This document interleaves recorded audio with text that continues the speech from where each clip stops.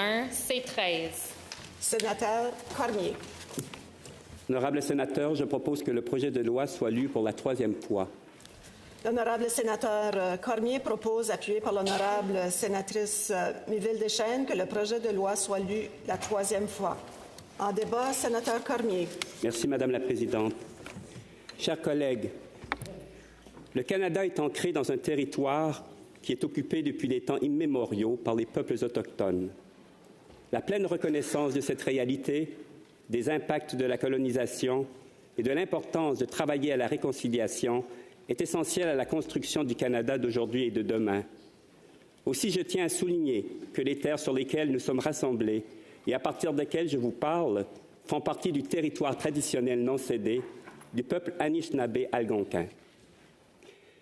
Je suis heureux et fébrile de prendre la parole aujourd'hui en troisième lecture du projet de loi C13, loi modifiant la loi sur les langues officielles, édictant la loi sur l'usage du français au sein des entreprises privées de compétences fédérales et apportant des modifications connexes à d'autres lois. En tant que parrain et président du comité sénatorial permanent des langues officielles, c'est avec deux citations en tête que je m'adresse à vous. La première est celle du photographe québécois Martin Paquette. Cet artiste aventurier affirmait, et je cite, « La réussite est comme l'ascension d'une montagne. Il faut travailler en équipe, faire face aux obstacles ainsi qu'aux intempéries, mais peu importe, nous atteignons toujours le sommet. » Et la deuxième est un proverbe tibétain qui répond bien à la citation de Martin Paquette et qui dit « Quand tu es arrivé au sommet de la montagne, continue de grimper. » Et j'ajouterai « car le travail n'est jamais fini ». Collègues, le vaste chantier de la modernisation de la loi sur les langues officielles entamé il y a plusieurs années a atteint aujourd'hui un point culminant. Il y aura toujours du travail à faire en matière de droit linguistique et de protection des minorités, mais le projet de loi que nous avons devant nous marque un palier très important pour accéder à une pleine reconnaissance des droits linguistiques au Canada. D'entrée de jeu, je tiens à reconnaître le travail remarquable accompli ces dernières années en la matière par les comités parlementaires, incluant le comité sénatorial permanent des langues officielles, mais aussi par tous les organismes et individus de la société civile qui ont consacré tant d'énergie, de ressources et d'efforts pour arriver là où nous en sommes aujourd'hui. Nous n'avons qu'à penser aux centaines de témoins entendus au cours des dernières années, aux nombreux mémoires déposés, ainsi qu'aux rapports et recommandations formulés. Les propositions de modernisation reçues et étudiées au Sénat depuis 2017 ont été très variées et ont fait l'objet de débats rigoureux. Le projet de loi C13, loi visant l'égalité réelle entre les langues officielles du Canada, interpelle l'ensemble de la société canadienne car la démarche de modernisation de la loi sur les langues officielles est plus urgente que jamais, considérant les réalités suivantes. La dernière refonte majeure de cette loi remonte à 1988. Le nouveau contexte démographique, institutionnel et technologique exige que cette loi de nature quasi constitutionnelle soit modernisée pour l'adapter aux nouvelles réalités. Le déclin du français est présent partout au pays, incluant au Québec.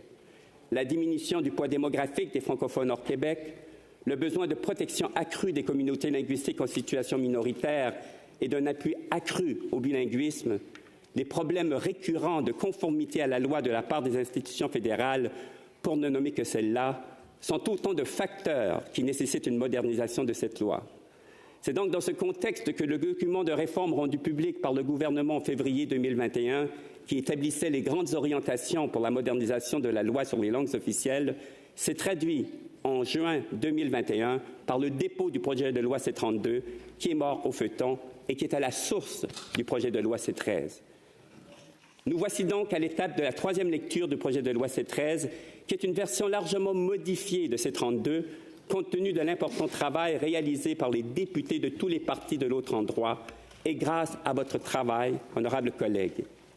Il faut reconnaître que l'étude préalable réalisée par le comité sénatorial permanent des langues officielles entre mai et novembre 2022 a contribué à cette bonification du projet de loi. La version du projet de loi C13 que vous avez entre les mains est par ailleurs le fruit de centaines d'amendements déposés, débattus, rejetés et adoptés. Il est donc l'aboutissement de compromis et de négociations, non seulement entre les partis politiques, mais également entre les gouvernements, comme le témoigne l'entente conclue entre le gouvernement fédéral et le gouvernement du Québec. Le projet de loi concilie aussi soigneusement les besoins, les intérêts et les aspirations des Canadiens, qu'ils appartiennent à des majorités de langue officielle ou à des communautés de langue officielle en situation minoritaire.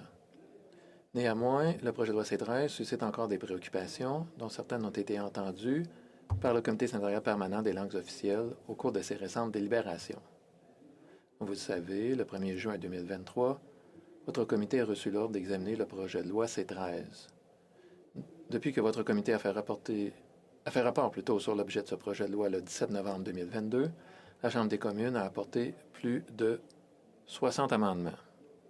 Votre comité salue le travail effectué à l'autre endroit pour améliorer le projet de loi C-13 et le rendre plus conforme aux attentes des intervenants. Cela dit, lors des 2 réunions consacrées à l'étude du projet de loi C-13, votre comité a eu le privilège d'entendre la ministre des Langues officielles et le président du Conseil du Trésor et leur personnel, la commissaire aux langues officielles, 3 experts et les 2 principales organisations représentant les minorités anglophones du Québec et les communautés francophones à l'extérieur du Québec. Bien que votre comité n'ait pas proposé d'amendement, il a respectueusement soumis 8 observations importantes dont je parlerai plus loin dans ce discours. Mais tout d'abord, permettez-moi de vous présenter quelques-unes des principales mesures positives du projet de loi.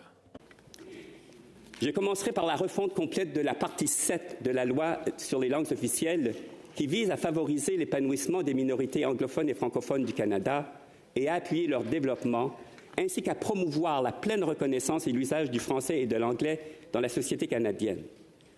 Avec l'adoption du projet de loi C-13, les obligations des institutions fédérales feront l'objet de plusieurs nouvelles dispositions dans le renforcement du cadre de prise de mesures positives par les institutions fédérales. C-13 prévoit également l'obligation d'adopter une politique en immigration francophone afin notamment de favoriser le rétablissement et l'accroissement du poids démographique des minorités francophones du Canada. Il s'agit là, collègues, d'une avancée notable. C-13 permet aussi de renforcer les engagements du gouvernement fédéral quant aux possibilités d'apprentissage de qualité équivalente dans la langue de la minorité tout au long du continuum en éducation, soit de la petite enfance au post-secondaire, d'appuyer la création et la diffusion d'informations scientifiques en français, de favoriser l'acceptation et l'appréciation par le public du français et de l'anglais et de promouvoir au pays et à l'étranger le caractère bilingue du Canada. Le projet de loi C-13 propose ainsi des changements fondamentaux à la partie 7, incluant des obligations pour 2 nouveaux ministres, la ministre des Affaires étrangères et le ministre de l'Immigration, des Réfugiés et de la Citoyenneté. La promotion du français au pays ainsi que la vitalité des communautés en situation minoritaire sauront certainement bénéficier de cet important levier législatif à leur disposition. De plus, concernant les clauses linguistiques, C-13 oblige maintenant les institutions fédérales à prendre les mesures nécessaires pour favoriser l'inclusion de telles clauses dans l'élaboration d'ententes avec les gouvernements provinciaux et territoriaux. Cela permettra de favoriser la progression vers l'égalité du français et de l'anglais dans la société canadienne et d'appuyer les communautés de langue officielle en situation minoritaire. Cette approche est donc basée sur la coopération, la négociation entre le gouvernement fédéral, les provinces et les territoires, avec l'intention de respecter les compétences et les pouvoirs des provinces, de ces provinces et territoires, plutôt. Après la sanction royale, le projet de loi C-13 élargira le pouvoir du Conseil du Trésor d'évaluer et de surveiller le respect par les institutions fédérales de cette obligation de prendre les mesures nécessaires pour favoriser l'inclusion de clauses linguistiques. Le projet de loi étendra également le pouvoir du commissaire aux langues officielles de prendre des arrêtés à partir des parties 4 et 5 à certaines dispositions clés de la partie 7 relatives au processus de prise de mesures positives. Dans le même ordre d'idées, concernant la vitalité des communautés en situation linguistique minoritaire, il y a une autre mesure phare du projet de loi C-13, celle d'énoncer l'obligation du gouvernement fédéral d'estimer le nombre d'ayants droit en vertu de l'article 3 de la Charte canadienne des droits et libertés. Collègues, cela fait des années que les parties prenantes déplorent le manque de données permettant de pleinement dénombrer les ayants droit à l'éducation dans la langue de la minorité. Une estimation adéquate des ayants droit sera bénéfique à la planification des programmes d'éducation des provinces et territoires, des conseils scolaires et des collectivités. Avec cette nouvelle disposition législative, le gouvernement va participer à l'aide des outils nécessaires, dont le recensement de la population, notamment, à l'estimation du nombre d'ayants droit. Dans le respect des champs de compétences des provinces et territoires, le fédéral pourra ainsi collaborer avec les provinces et territoires ou commissions scolaires en vue d'obtenir un portrait plus juste du nombre d'ayants droit. Les différentes méthodes, instruments et sources de collecte de données sont appelées à évoluer dans l'avenir. Une chose est pourtant évidente, collègues, ce nouvel engagement enchâssé dans la loi sur les langues officielles modernisées assurera une garantie de pratique nécessaire pour la vitalité des communautés de langue officielle en situation minoritaire. Il lance aussi un message clair quant à l'engagement du gouvernement du Canada en matière d'éducation dans la langue de la minorité. Je ne peux pas aborder la partie 7 de la loi sur les langues officielles sans rappeler son rôle en ce qui a trait aux communautés d'expression anglaise du Québec. La loi sur les langues officielles contient l'engagement du gouvernement fédéral de promouvoir le français et l'anglais dans la société canadienne. Elle contient aussi un engagement d'appuyer la vitalité des communautés de langue officielle en situation minoritaire, soit les communautés francophones hors Québec, mais tout autant les communautés d'expression anglaise du Québec. Voici comment le projet de loi C-13 va soutenir la communauté anglophone au Québec. Le projet de loi contient de nombreuses mesures qui seront avantageuses pour la communauté anglophone du Québec et qui vont la protéger et assurer son développement en tant que communauté minoritaire de langues officielles. Nous avons entendu de nombreux représentants de cette communauté qui ont exprimé leurs préoccupations au sujet de leurs droits linguistiques, de l'effet du projet de loi C-13 sur leur communauté et de l'asymétrie créée. Nous avons entendu leur crainte que le projet de loi ne creuse un fossé entre les communautés anglophones et francophones et le manque de possibilités d'emploi. Néanmoins, les exemples suivants devraient attester que la communauté anglophone du Québec se portera mieux avec plutôt que sans le projet de loi. Tout d'abord, le préambule, y compris l'article 41 de la loi, reconnaît le caractère unique et la diversité des collectivités francophones et anglophones en situation minoritaire, ainsi que leur contribution à la société. Ces dispositions permettront de reconnaître la spécificité et la diversité de ces collectivités, une réalité sociodémographique qui n'était pas clairement reflétée dans la version de 1988 de la loi. Ces changements sont une reconnaissance de la contribution importante et historique des minorités francophones comme anglophones du Canada. Le projet de loi C-13 permettra aux communautés d'expression anglaise du Québec de jouir de ressources en appui à l'éducation dans la langue de la minorité, soit l'anglais, et en appui à l'apprentissage de la langue française à titre de langue seconde. Selon ma compréhension, ces communautés seront autant admissibles que les communautés francophones au programme d'appui aux langues officielles. Des projets spécifiques à leur communauté seront appuyés pour répondre à leurs priorités dans des domaines variés et essentiels à leur développement. Ainsi, tant dans le préambule que dans la partie 7, le projet de loi C-13 reconnaît l'importance de soutenir les secteurs essentiels tels que la culture, l'éducation, de la petite enfance à l'enseignement postsecondaire, les secteurs de la santé, de la justice, de l'emploi et de l'immigration, à l'épanouissement des communautés francophones et anglophones en situation minoritaire et de protéger et favoriser la présence d'institutions fortes au service de ces communautés. Le projet de loi propose également des actions concrètes pour soutenir ces secteurs clés, tels que l'établissement d'un nouvel engagement du gouvernement du Canada à faire progresser les possibilités pour les communautés anglophones et francophones en situation minoritaire de poursuivre un apprentissage de qualité dans leur propre langue tout au long de leur vie.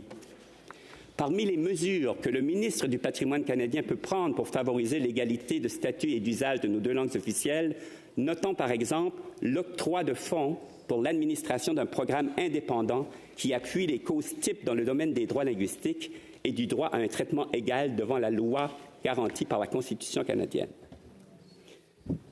Among other things, entre autres, ces mesures devraient être prises pour favoriser l'épanouissement des communautés de langue officielle en situation minoritaire, y compris les communautés anglophones au Québec.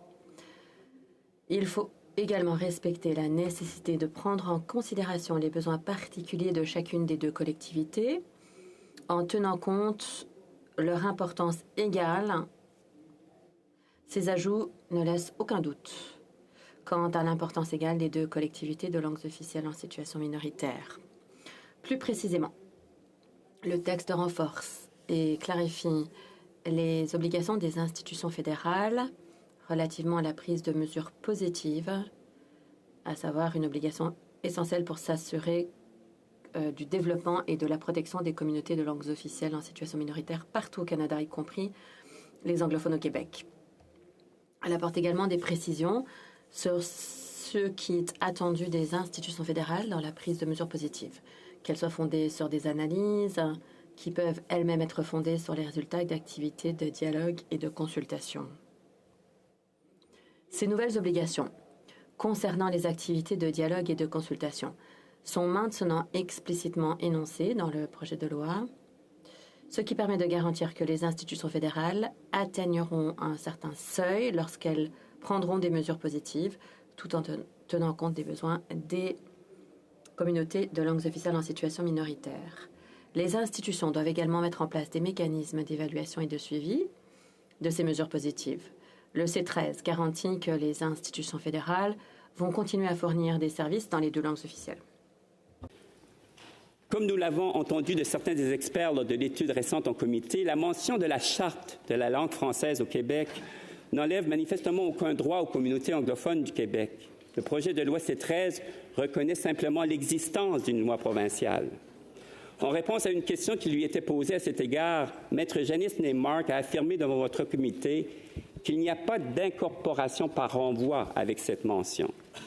D'ailleurs, voici ce que l'avocat du ministère de la Justice, Maître Warren Newman, a affirmé à ce sujet lors de sa comparution au Comité des langues officielles de l'autre place, et je cite « Je ne vois pas en quoi les services fédéraux offerts par les institutions fédérales seraient compromis par la simple mention du fait que le gouvernement reconnaît la Charte de la langue française et les autres régimes linguistiques comme faisant partie du contexte global. » Fin de la citation. Maître Newman ayant participé à l'élaboration des positions législatives lors de la première modernisation de la loi sur les langues officielles en 1988, son éclairage en la matière est apprécié. Nous avons aussi entendu en comité que le projet de loi C13 ne brimera pas les droits des Québécois d'expression anglaise.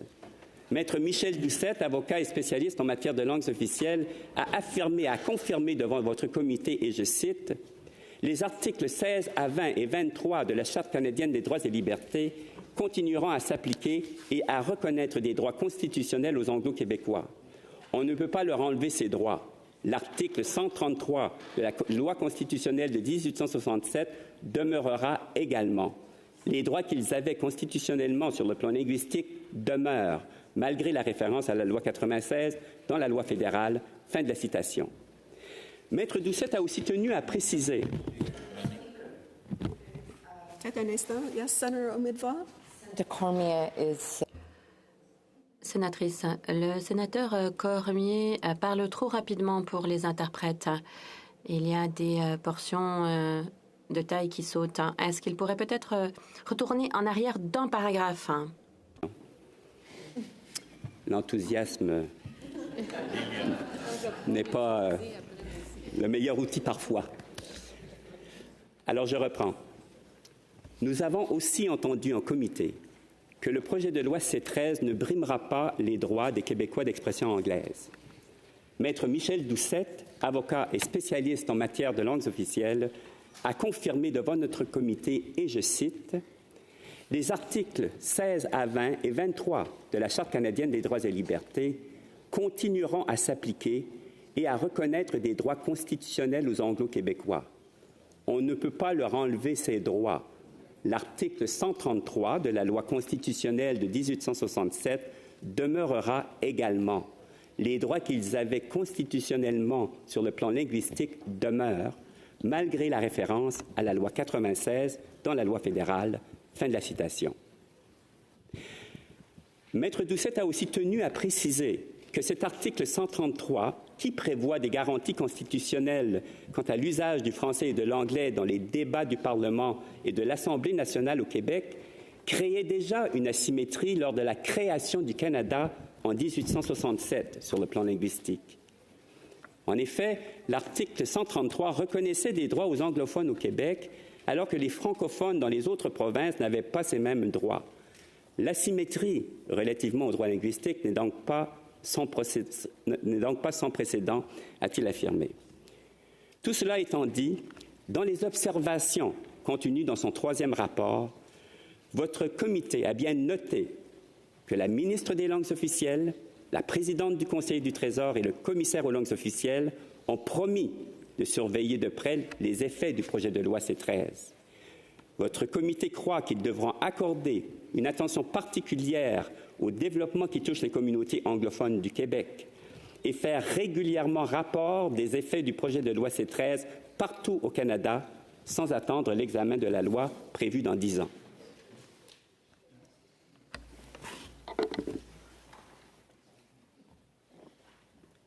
Je souhaite maintenant aborder un autre sujet important dont le comité sénatorial a été saisi au cours de ses délibérations, soit celui des langues autochtones.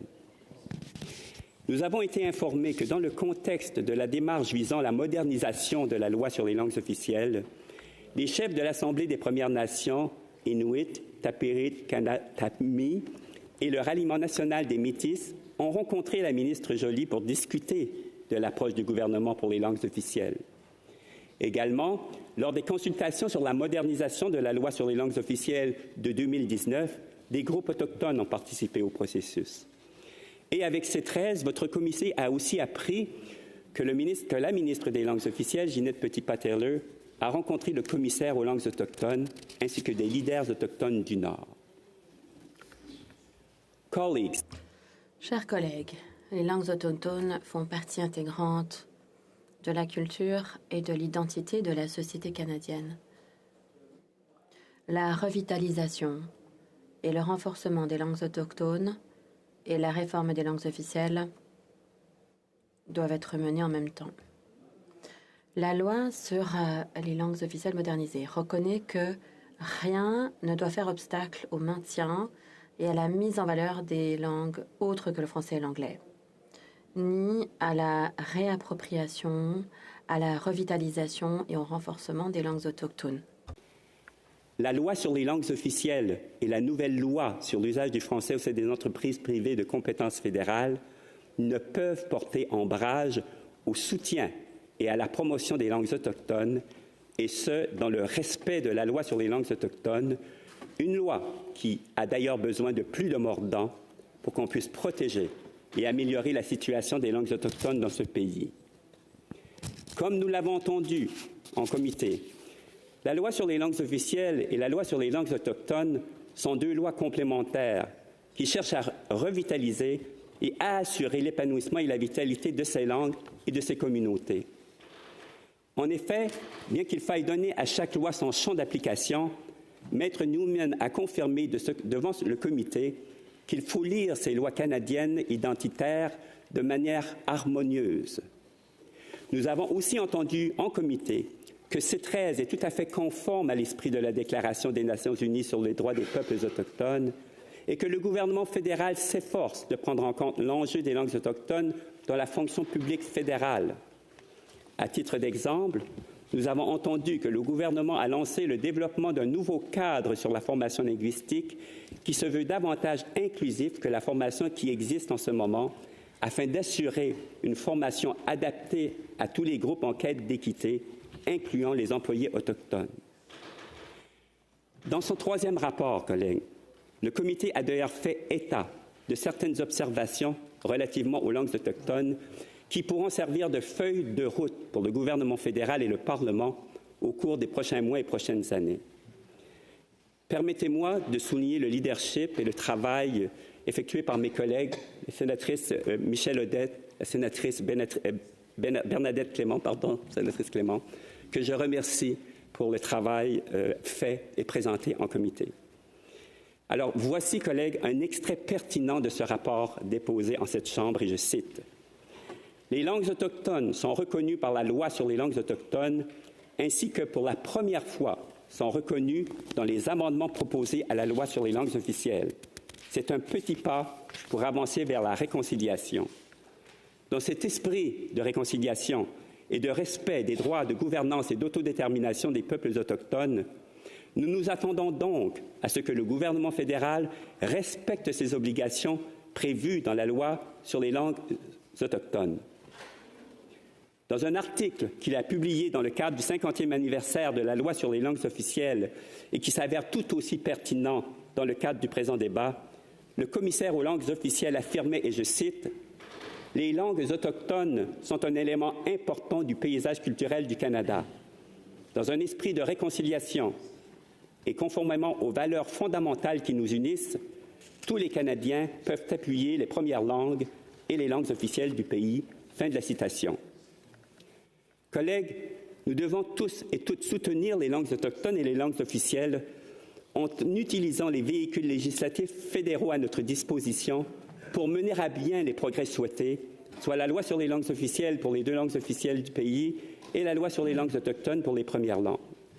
Votre comité adhère à cette affirmation que les peuples autochtones au Canada, ayant leurs expériences et histoires uniques, s'attendent à ce que le gouvernement du Canada remplisse ses engagements envers eux, tels qu'élaborés et adoptés dans la loi sur la Déclaration des Nations unies sur le droit des peuples autochtones, dans les appels à l'action de la Commission de vérité et réconciliation, dans les appels à la justice de l'enquête nationale sur les femmes et filles autochtones disparues et assassinées, ainsi que dans la loi sur les langues autochtones. Votre comité constate qu'en l'absence d'une réforme substantielle du régime de droit qui gouverne les langues autochtones, les peuples autochtones ont peu de recours et de moyens pour œuvrer à la réappropriation, la revitalisation et au renforcement des langues autochtones. Votre comité estime importante la reconnaissance des langues des Premières Nations, des Métis et des Inuits comme étant les premières langues de ce territoire, telles qu'énoncées dans la loi sur les langues autochtones.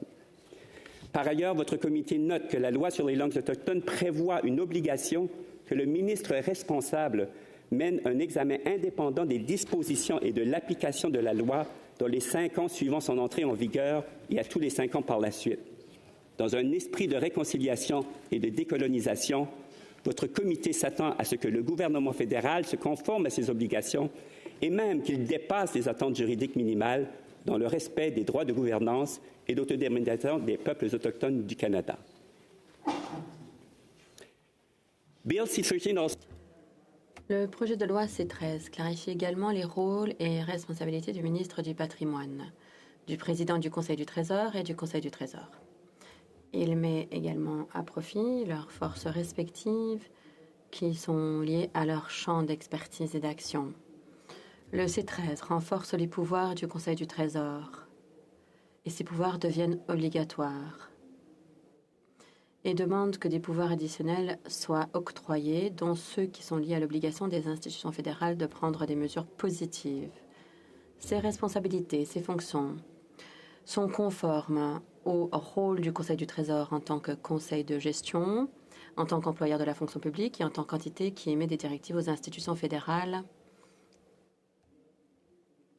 Le C-13 propose de confier au Conseil du Trésor le rôle de surveillance et celui d'informer les institutions fédérales des exigences en matière de langues officielles. Patrimoine canadien, pour sa part, demeurera le ministère axé sur le public, y compris les communautés de langues officielles en situation minoritaire, qui possèdent une expertise et un savoir-faire en la matière. Les nouvelles obligations de promotion du français privé dans les entreprises. J'aimerais maintenant aborder brièvement les nouvelles obligations de promotion du français prévues pour les entreprises privées de compétences fédérales, en vertu de la partie 2 du projet de loi C-13, qui édicte la loi sur l'usage du français au sein des entreprises privées de compétences fédérales. C-13 reconnaît notamment que le secteur privé a un rôle à jouer dans la promotion et la protection du français.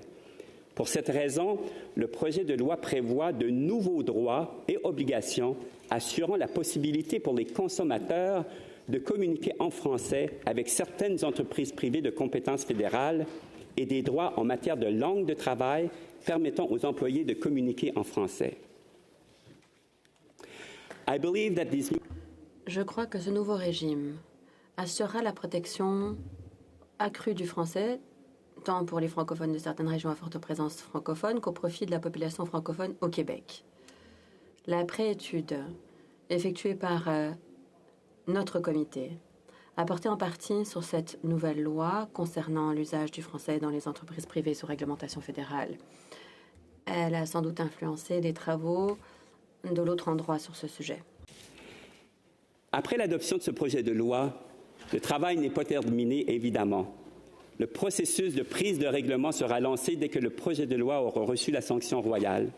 Ces règlements sont primordiaux pour la mise en œuvre de certaines mesures phares. 3 règlements sont prévus, un sur la prise de mesures positives, un deuxième pour les entreprises privées de compétences fédérales et un troisième sur les sanctions administratives pécuniaires. Concrètement, collègues, la mise en œuvre d'une loi modernisée débute bien sûr avec la sanction royale, mais la réforme ne prendra forme de son entièreté que suivant la prise de règlement et de la mise en œuvre subséquente de certaines mesures et de nouveaux régimes par l'intermédiaire de décrets. Et bien qu'une révision de la loi soit prévue dans 10 ans, il n'est pas nécessaire d'attendre 10 ans pour apporter des améliorations à cette loi.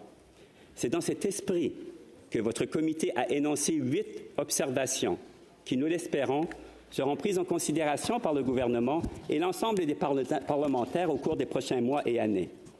Ces observations traitent des enjeux suivants: la surveillance de la mise en œuvre de la loi sur les langues officielles, les communautés anglophones du Québec, le dénombrement des enfants des ayants droit, la constitution bilingue, la découvrabilité du français dans l'espace numérique, le bureau de la traduction et les langues autochtones. Comme j'ai déjà fait référence à certaines de ces observations précédemment dans mon allocution, permettez-moi de parler brièvement de 2 autres observations. La constitution bilingue. Votre comité constate que certains textes constitutionnels établissant les bases de notre Confédération canadienne, dont la loi constitutionnelle de 1867, ne sont toujours officiels qu'en anglais seulement. Votre comité a pris note que le Sénat avait adopté à l'unanimité le 29 mars 2022 une motion présentée par notre collègue le sénateur Dalphond, que je remercie, demandant au gouvernement, et je cite, de considérer, dans le contexte de la révision de la loi sur les langues officielles, l'ajout d'une exigence voulant qu'un rapport soit soumis aux 12 mois détaillant les efforts déployés pour assurer le respect de l'article 55 de la loi constitutionnelle de 1982. Fin de la citation. Votre comité propose que le gouvernement fédéral mette en œuvre les mesures proposées dans la motion du Sénat afin de soutenir la progression vers l'égalité de statut des 2 langues officielles, en faisant en sorte que le ministre de la Justice du Canada respecte l'article 55 de la loi constitutionnelle de 1982, prévoyant que tous les textes constitutionnels qui figurent à l'annexe de cette loi doivent être rédigés et adoptés en français. De plus, votre comité recommande au gouvernement fédéral de soumettre au Sénat et à la Chambre des communes, tel que stipulé dans la motion, un rapport aux 12 mois détaillant les efforts déployés pour assurer le respect de cet article.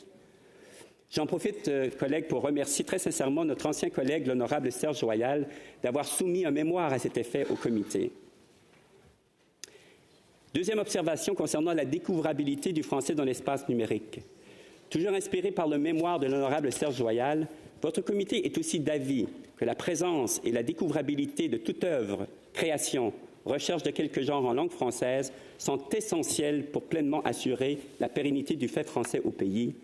Et votre comité recommande donc au gouvernement fédéral de continuer à prendre des initiatives concrètes assurant la diffusion et la découvrabilité du contenu canadien en français. En conclusion, collègues, bien que je n'ai pas couvert l'entièreté des propositions de ce projet de loi qui en contient un nombre considérable, et bien que je n'ai pas parlé de l'ensemble des observations faites par votre comité, cela n'enlève en rien à leur importance pour l'avenir de notre régime linguistique, qu'il s'agisse des propositions pour le bilinguisme du système judiciaire, de la fonction publique ou d'autres aspects du projet de loi. Les Canadiens, les Canadiennes et particulièrement les francophones de partout au pays attendent avec impatience la sanction royale du projet de loi C-13. Le comité l'a entendu de la part d'intervenants. Tout délai supplémentaire pour une loi sur les langues officielles modernisée ne peut que laisser présager d'autres reculs au détriment de la francophonie canadienne. En réponse à une question posée par la présidente suppléante au comité, l'honorable Lucie Mention, demandant quelles seraient les répercussions sur les communautés minoritaires advenant une adoption tardive du projet de loi C-13, voici ce que le directeur général de la Fédération des communautés francophones et acadiennes a dit lors de sa comparution, et je cite. « Les niveaux d'immigration pour le Canada doivent être déterminés en novembre prochain, pour les 3 prochaines années. On sait que le ministère fait tout un exercice de consultation qui commence maintenant et qui se termine probablement à la fin de l'été ou début de l'automne pour l'immigration et les cibles pour les 3 prochaines années pour le pays en entier, incluant l'immigration francophone. Donc, si on n'a plus que le projet de loi C-13 qui donne cette directive très claire qu'il nous faut des cibles réparatrices, alors ça pourrait avoir un impact pour les 3 prochaines années. » Fin de la citation.